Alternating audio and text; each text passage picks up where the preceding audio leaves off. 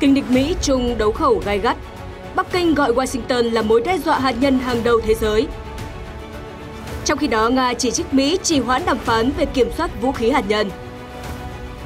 Tại Ukraine, khi trận chiến khốc liệt mùa đông cận kề, một quốc gia NATO kêu gọi gửi xe tăng hiện đại cho Kiev.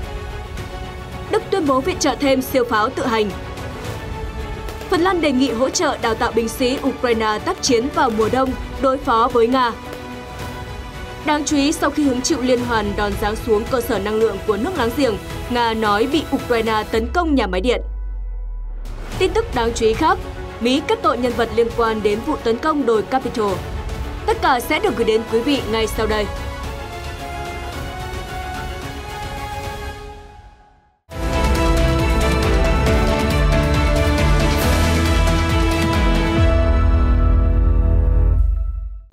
Chào mừng quý vị đến với chương trình tin quốc tế mở đầu bản tin ngày hôm nay. Mời quý vị cùng chúng tôi cập nhật tin tức liên quan đến quan hệ căng thẳng giữa hai kình địch Mỹ-Trung Quốc.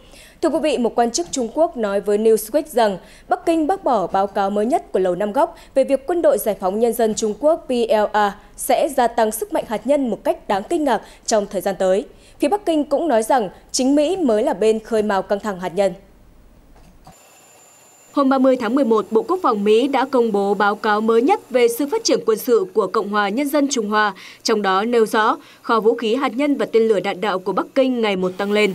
Báo cáo ước tính rằng đến năm 2035, PLA sẽ tăng gần gấp 4 lần số tên lửa đạn đạo xuyên lục địa ICBM hiện có, từ 400 lên 1.500. Tuy nhiên, phát ngôn viên Đại sứ quán Trung Quốc tại Mỹ Lưu Bằng Vũ nói rằng, cũng giống như nhiều lần trước, Mỹ đã đưa ra các báo cáo sai sự thật và chứa đầy thành kiến. Mỹ đang sử dụng báo cáo mới để thổi phồng giả thuyết về mối đe dọa hạt nhân của Trung Quốc. Đây là luận điệu thao túng tâm lý, gây hoang mang dư luận. Cộng đồng quốc tế hiểu rõ điều đó, ông nói. Vị phát ngôn viên lưu ý thêm, trên thực tế, mối đe dọa hạt nhân hàng đầu trên thế giới không phải ai khác ngoài Mỹ. Dù sở hữu kho vũ khí hạt nhân lớn và tiên tiến nhất thế giới, Hoa Kỳ vẫn đang đầu tư hàng nghìn tỷ đô la để nâng cấp bộ ba hạt nhân của mình, phát triển vũ khí hiệu suất thấp và hạ thấp ngưỡng sử dụng vũ khí hạt nhân. Theo Viện Nghiên cứu Hòa bình Quốc tế Stockholm Sipri, Mỹ sở hữu tổng cộng khoảng 5.500 đầu đạn hạt nhân. Liên đoàn các nhà khoa học Mỹ FAST nhận định Washington có khoảng 5.428 đầu đạn hạt nhân. Cả hai tổ chức ước tính khoảng 1.744 đầu đạn trong số đó đang được triển khai. Được biết, kho vũ khí hạt nhân của cả Mỹ và Nga vẫn bị ràng buộc bởi Hiệp ước cắt giảm vũ khí chiến lược mới New START.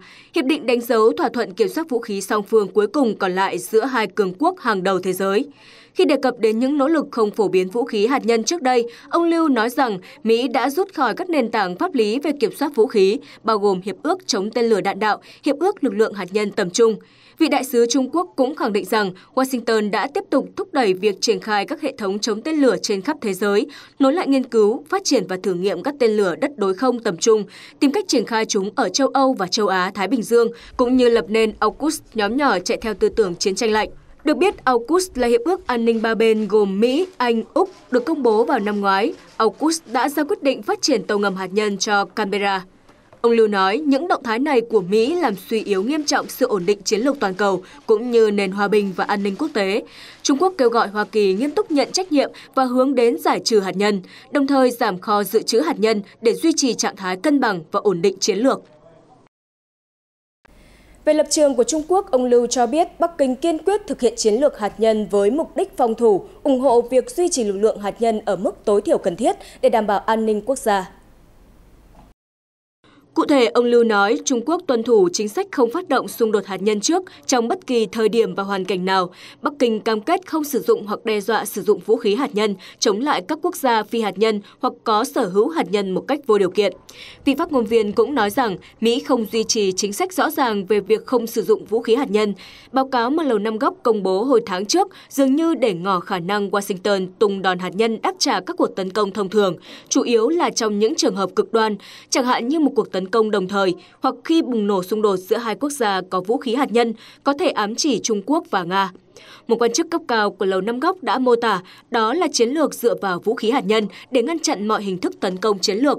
Điều này bao gồm việc sử dụng vũ khí hạt nhân ở bất kỳ quy mô nào.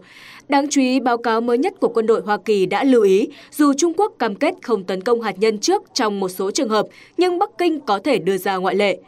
Lầu Năm Góc cho biết chiến lược hạt nhân của Trung Quốc có lẽ vẫn bao gồm khả năng tấn công hạt nhân, đáp trả một cuộc tấn công phi hạt nhân. Bắc Kinh có lẽ cũng sẽ xem xét sử dụng hạt nhân để khôi phục khả năng răn đe trong trường hợp bị thất bại về mặt quân sự và khi vận mệnh đất nước bị đe dọa.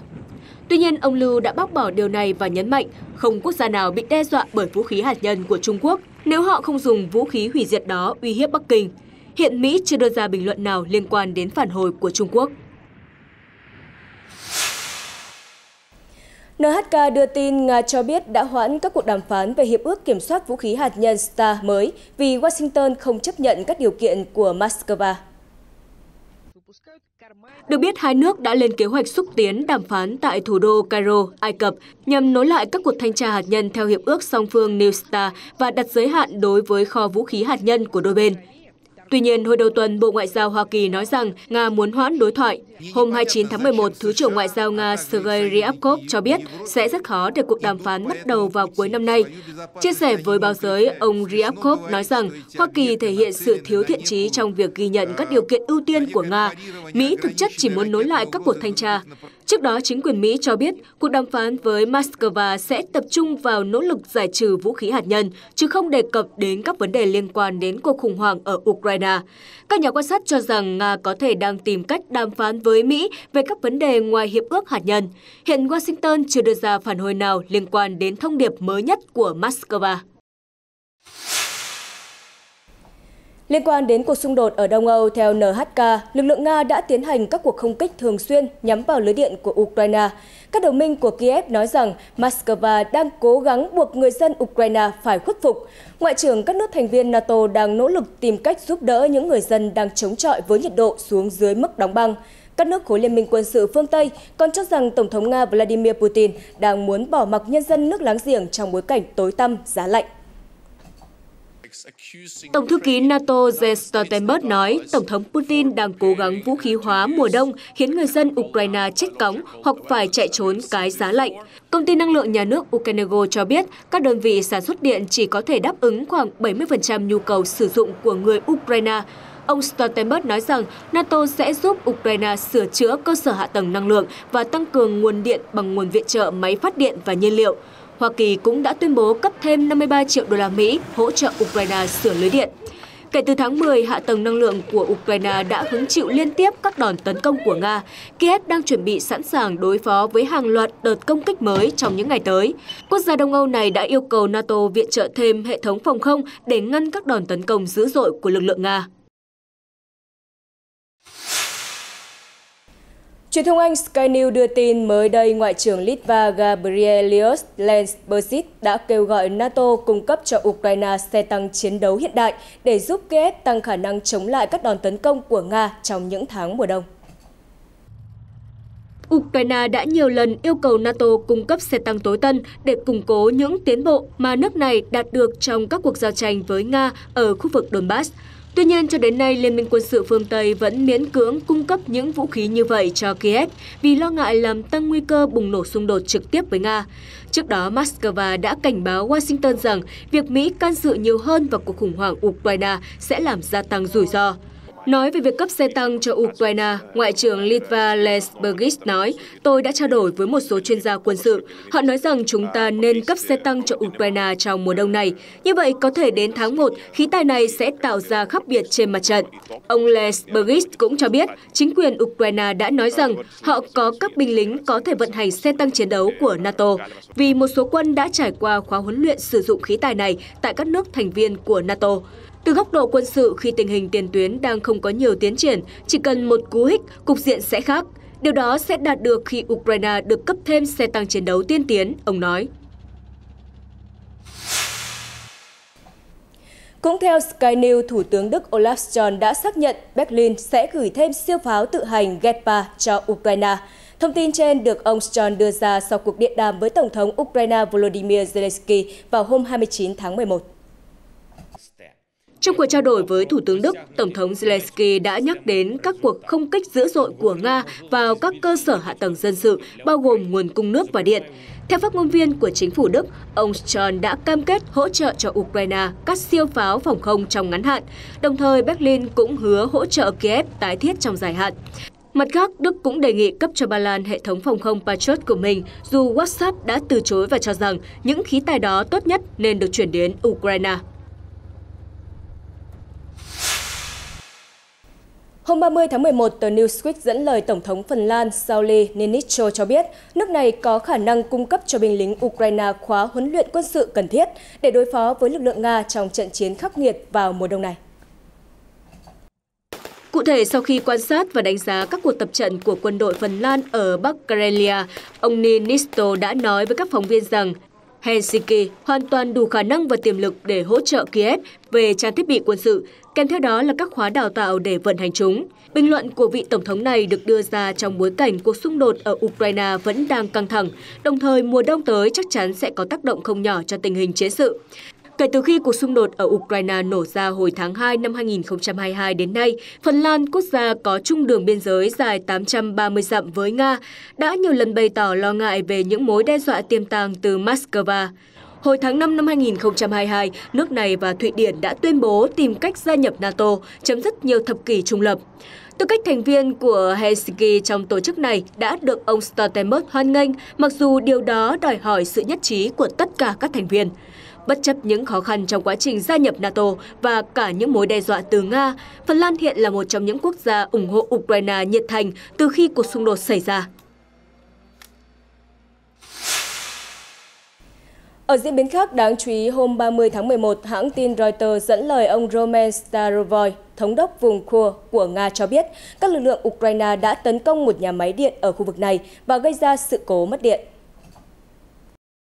Trong nội dung đăng tải trên Telegram, ông Starovoy tiết lộ phía Ukraine đã tấn công khoảng 11 lần khiến một nhà máy điện trong khu vực bị thiệt hại đáng kể. Một vài nơi thuộc các quận Suza và Korenevo đã bị mất điện. Hai quận này có vị trí rất gần với biên giới đông bắc của Ukraine. Hiện tại vẫn chưa có thông tin về thiệt hại nhân mạng trong vụ việc. Reuters cũng không thể xác minh độc lập của các thông tin Nga đưa ra. Về phần Ukraine, nước này không nhận trách nhiệm, cũng không đưa ra bình luận nào liên quan đến cáo buộc trên. Thời gian qua, các khu vực giáp biên giới với Ukraine đã nhiều lần cáo buộc Kiev tấn công các mục tiêu hạ tầng cơ bản và quân sự như đường dây điện, kho nhiên liệu và đạn dược. Tại mặt trận ở Ukraine, một sĩ quan Cộng hòa Nhân dân Lugan tự xưng LPA cho biết các chỉ huy quân đội Ukraine đang cân nhắc tính khả thi của việc tấn công thành phố Statovo ở LPA, nhất là trong bối cảnh lực lượng của Kiev đang tổn thất nặng nề và thiếu nguồn lực tác chiến trầm trọng, theo TASS cho biết hôm 30 tháng 11. Quan chức thuộc lực lượng dân quân LPA Andrei Marucho cho rằng các sĩ quan quân đội Ukraine chịu trách nhiệm tiến hành tấn công vào Svatovo đã yêu cầu chỉ huy lực lượng cân nhắc lại kế hoạch tác chiến. Đối mặt với tình trạng lực lượng liên tục bị tổn thất về nhân lực lẫn vật lực, không đủ để thực hiện chiến dịch giành quyền kiểm soát Svatovo, chỉ huy các đơn vị tấn công của Ukraine phải viết báo cáo cho chỉ huy để yêu cầu họ dẫn các số liệu ước tính nhân lực và thiết bị quân sự được đề cập trong kế hoạch tác chiến, cũng như tính khả thi của các cuộc tấn công tiếp theo. Do quân Ukraine đang thiếu nguồn lực cần thiết, ông Marocco nói.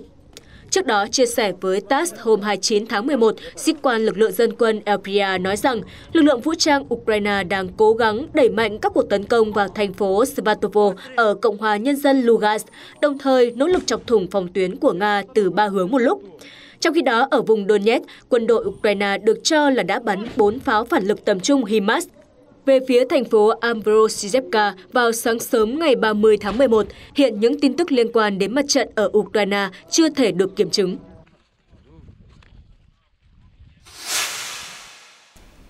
Liên quan đến tình hình ở miền Nam Ukraine, phát ngôn viên Hội đồng An ninh Quốc gia Nhà Trắng John Kirby nói với NBC rằng Hoa Kỳ không thấy dấu hiệu nào chứng minh Nga chuẩn bị rút lực lượng khỏi nhà máy điện hạt nhân Zaporizhzhia, theo TASS cho biết. Cụ thể, ông Kirby nói, chúng tôi đang theo dõi sát sao, không thể nói chắc chắn về khả năng Nga rời khỏi nhà máy điện hạt nhân Zaporizhzhia. Vị phát ngôn viên nhấn mạnh, Mỹ đã kêu gọi Nga rời khỏi nhà máy ngay những ngày đầu họ tiếp quản cơ sở điện hạt nhân này. Nhà máy Zaporizhzhia không nên bị quân sự hóa. Ông Kirby cũng nhắc lại quan điểm của chính quyền Mỹ rằng cơ sở điện hạt nhân lớn nhất châu Âu nói trên phải do Ukraine điều hành. Nó không nên bị biến thành mục tiêu quân sự. Quan chức Nhà Trắng khẳng định thêm, chúng tôi rất hoan nghênh việc quân đội Nga rút khỏi nhà máy Zaporizhzhia. Tuy nhiên, không có dấu hiệu nào chứng minh điều đó sẽ xảy ra ở thời điểm hiện tại. Trước đó, Bộ Quốc phòng Nga cho biết sau 2 tháng tạm dừng, quân đội Ukraine đã tiếp tục pháo kích trở lại vào nhà máy. Ít nhất 25 đạn pháo đã dội vào cơ sở điện hạt nhân chỉ trong 2 ngày, 19 và 20 tháng 11. Một trong những quả đạn đã đánh trúng mái của khu vực chứa nhiên liệu hạt nhân. Kiev cũng tố ngược Moscow mới là bên tấn công nhà máy. Nga đã nắm quyền kiểm soát nhà máy Zaporizhzhia, cơ sở điện hạt nhân lớn nhất ở châu Âu vào ngày 28 tháng 2. Thưa quý vị, Mỹ là quốc gia hỗ trợ nhiều nhất cho Ukraine trong cuộc đối đầu với Nga. Đến nay, tổng giá trị các gói viện trợ đã lên đến hàng chục tỷ đô la. Mới đây, một số nghị sĩ Mỹ đã nêu nghi vấn về tính minh bạch của các gói hỗ trợ này, theo TASS cho biết hôm 30 tháng 11. Trả lời phía sau phiên điều trần để bổ nhiệm một số vị trí của Ủy ban Đối ngoại Thượng viện Mỹ khi được hỏi về nỗ lực gây quỹ để tái thiết Ukraine, người vừa được đề cử làm giám đốc của Mỹ tại Ngân hàng Tái thiết và Phát triển châu Âu, ông Richard Werner, cho biết việc giám sát, trách nhiệm giải trình cũng như tính minh bạch của quỹ là rất quan trọng. Chúng tôi phải đảm bảo tiền được sử dụng đúng mục đích. Ukraine trong lịch sử được coi là quốc gia tham nhũng thứ 3 ở châu Âu. Do đó, chúng tôi phải đảm bảo các tiêu chuẩn liêm chính cao nhất được áp dụng cho các gói viện trợ được chi từ ngân sách chính phủ, ông Weiner nhấn mạnh. Bên cạnh đó, Thượng nghị sĩ Bill Hagerty của Đảng Cộng hòa tại bang Tennessee cũng cho biết vấn đề minh bạch đang gây ra nhiều lo ngại do số tiền Mỹ cam kết viện trợ sẽ chi từ ngân sách mà không có thông tin chính xác về cách thức sử dụng số tiền này. Đồng quan điểm, Thượng nghị sĩ Jeannie Shaheen của bang New Hampshire cũng chỉ ra tầm quan trọng của trách nhiệm giải trình trong quá trình phân bổ ngân sách cho Ukraine. Chuyển sang một số tin tức đáng chú ý khác. Thưa quý vị, vụ tấn công trên đồi Capitol sau cuộc bầu cử Tổng thống năm 2020 đã gây chấn động nước Mỹ. Vụ việc vẫn đang được điều tra và mới đây, một người có liên quan đến vụ việc nói trên đã bị tòa án liên bang đưa ra xét xử. Theo hãng tin NHK, Stewart Ross, người sáng lập nhóm dân quân cực hữu White Keeper đã bị kết án do âm mưu nổi loạn trong sự việc trên đồi Capitol. Vụ tấn công được thực hiện bởi những người ủng hộ cựu Tổng thống Donald Trump vào năm 2021. Theo quyết định ngày 29 tháng 11 của Bồi thẩm đoàn Washington DC, Stewart Ross bị tuyên án với cáo buộc âm mưu sử dụng vũ lực để lật ngược kết quả bầu cử Tổng thống Mỹ, mặc dù Quốc hội đã xác nhận ông Joe Biden thắng cử trong ngày xảy ra vụ tấn công. Được biết, khoảng 900 người đã bị bắt sau vụ việc ngày 6 tháng 1 năm ngoái. Việc tố tụng vẫn đang được tiến hành đối với nhiều người trong số này. Hiện tại, bản án của Stewart Ross chưa được tuyên bố, nhưng theo hãng tin NHK, mức án cao nhất đối với âm mưu nổi loạn có thể lên tới 20 năm tù. Truyền thông Mỹ cũng cho biết đây là vụ kết án âm mưu nổi loạn đầu tiên kể từ năm 1995. Thưa quý vị, hãng tin Reuters cho biết Tổng thống Pháp Emmanuel Macron vừa đến thủ đô Washington DC để bắt đầu chuyến công du Mỹ. Đây là chuyến thăm cấp nhà nước hiếm hoi của ông Macron, với hy vọng thể hiện được tình hữu nghị giữa hai nước, đồng thời củng cố sự đoàn kết song phương trong việc chống lại các mối đe dọa chung từ Trung Nga. Theo Reuters, dù có nhiều dấu hiệu hòa hảo nhưng Mỹ-Pháp vẫn đang mâu thuẫn lớn do ông Macron cũng sẽ cố gắng đàm phán miễn trừ cho các công ty châu Âu giống như Mexico và Canada. Ông Macron cũng sẽ tới Louisiana để thăm di sản Pháp tại bang này và thảo luận về các vấn đề năng lượng.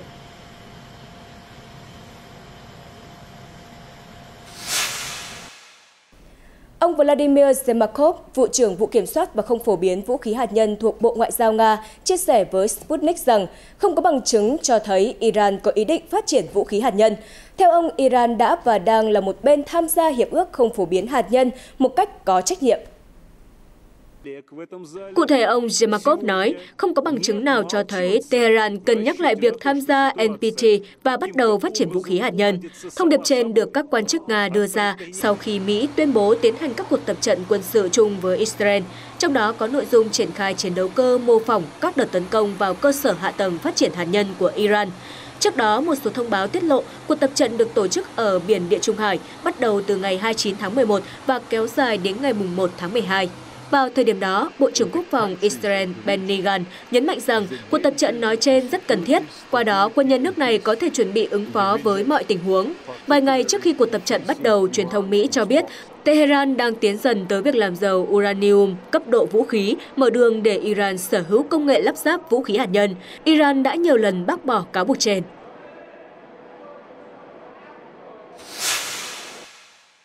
Thưa quý vị, đặc phái viên Trung Quốc tại Liên Hợp Quốc Trương Quân đã kêu gọi các nước nỗ lực thúc đẩy thỏa thuận an ninh chung giữa Israel và Palestine.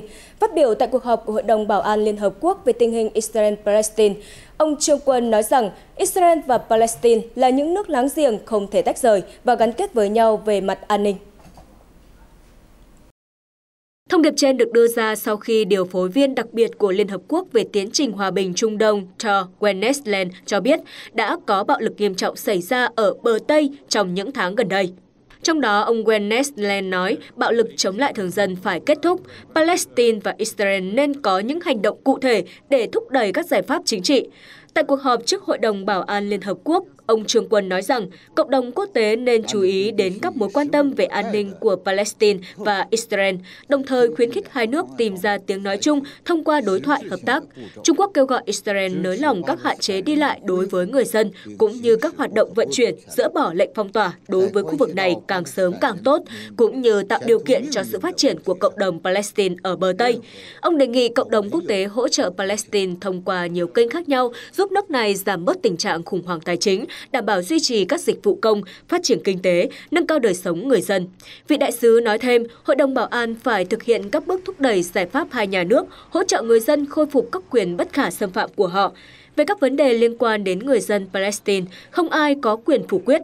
Ông Trương cũng nhắc lại sự ủng hộ của Trung Quốc đối với việc thành lập một nhà nước Palestine độc lập và có chủ quyền, hoàn toàn dựa trên đường biên giới năm 1967. Với Đông Jerusalem là thủ đô. Theo ông, đây là nỗ lực vì sự chung sống hòa bình của Palestine và Israel, cũng như vì sự phát triển chung của các dân tộc Ả Rập và Do Thái. Trung Quốc sẵn sàng hợp tác với cộng đồng quốc tế để thực hiện chủ nghĩa đa phương thực sự, thúc đẩy một giải pháp toàn diện, công bằng và lâu dài cho vấn đề Palestine, nhằm đạt được an ninh, sự ổn định, phát triển và thịnh vượng ở Trung Đông trong thời gian sớm nhất. Tại Pakistan, tân Tổng tư lệnh quân đội nước này vừa chính thức nhậm chức trong bối cảnh đất nước đối mặt với nhiều thách thức và bất ổn về mặt chính trị. Cần lưu ý rằng xuyên suốt chiều dài lịch sử của quốc gia Nam Á này, quân đội có sức ảnh hưởng rất lớn đối với các vấn đề về chính trị. Hãng tin NHK cho hay tướng Asim Munir, người được Thủ tướng Pakistan bổ nhiệm làm Tổng tham mưu trưởng quân đội nước này vào tuần trước, đã chính thức nắm quyền trong ngày 29 tháng 11, sau buổi lễ chuyển giao quyền lực được tổ chức tại Tổng hành dinh quân đội ở thành phố Rawalpindi. Được biết, tướng Asim Munir từng đứng đầu cơ quan tình báo Pakistan trong một thời gian ngắn, nhưng đã bị cựu Thủ tướng Imran Khan cách chức. Ông sẽ thay thế tướng Qamar Zebaiwa, người đã giữ chức vụ chỉ huy quân đội trong 6 năm qua. Theo hãng tin NHK, các nhà phân tích cho rằng những sách lược của ông Munir trong thời gian tới sẽ được hé lộ trong 3 tháng đầu tiên ông nắm quyền. Việc bổ nhiệm ông Munir xảy ra giữa lúc Pakistan đối mặt với nhiều bất ổn chính trị, đặc biệt là sau khi cựu Thủ tướng Imran Khan nhiều lần kêu gọi mở cuộc bầu cử sớm và cáo buộc quân đội đứng sau nỗ lực lật đổ ông vào tháng 4 năm nay. Reuters đưa tin trong một cuộc phỏng vấn gần đây, một quan chức y tế cho biết biến thể Omicron BF7 là chủng virus chính dẫn đến đợt bùng phát dịch COVID-19 mới nhất trên khắp Trung Quốc. Su Wenbo, lãnh đạo Viện Kiểm soát và Phòng ngừa Dịch bệnh thuộc Trung tâm Kiểm soát và Phòng ngừa Dịch bệnh Trung Quốc giải thích, BF.7 là biến thể phụ, chủng thứ 3 của biến thể Omicron BA.5 thuộc virus corona. Biến thể này đang chiếm ưu thế tại Trung Quốc. Cụ thể, ông Su nói, chủng chính hiện nay ở Trung Quốc là BF.7. Đây là một biến thể phụ, ít gây bệnh nhưng lại dễ lây truyền hơn, chúng khó bị phát hiện nên gây khó khăn cho công tác phòng chống dịch bệnh.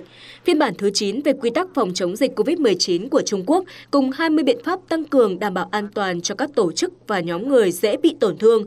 Chỉ ra chính quyền đã vạch ra kế hoạch bảo vệ người già, người có bệnh nền, phụ nữ và bệnh nhân chạy thận nhân tạo, đồng thời tối ưu hóa công tác quản lý viện dưỡng lão và những nơi tập trung người dễ bị tổn thương. Ngoài ra, chính phủ cũng chủ trương tăng cường tiêm vaccine phòng COVID-19 mũi nhắc lại cho người cao tuổi. Virus là kẻ thù chung của chúng ta. Chính phủ và các chuyên gia cũng đang tối ưu hóa các biện pháp phòng ngừa và kiểm soát dịch bệnh dựa trên các đặc điểm đột biến, khả năng lây truyền và gây bệnh nhằm bảo vệ tối đa tính mạng và sức khỏe của người dân, ông Su nói.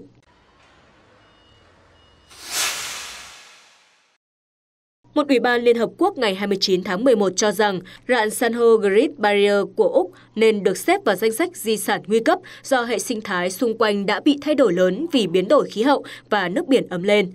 Canberra đã vận động hành lang trong nhiều năm để giữ rạn san hô Great Barrier nằm ngoài danh sách di sản nguy cấp, vì điều đó có thể khiến nó đánh mất danh hiệu di sản và trở nên ít hấp dẫn với du khách. Hiện rạn san hô này đóng góp 6,4 tỷ đô la Úc cho nền kinh tế xứ sở chuột túi.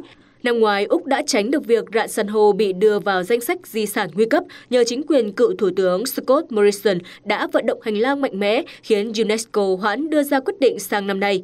Bộ trưởng Môi trường Úc Tania Plibersek cho biết chính phủ sẽ tiếp tục thúc đẩy UNESCO không đưa rạn san hô vào danh sách nguy cấp vì nhìn chung biến đổi khí hậu đang đe dọa tất cả các rạn san hô trên toàn thế giới.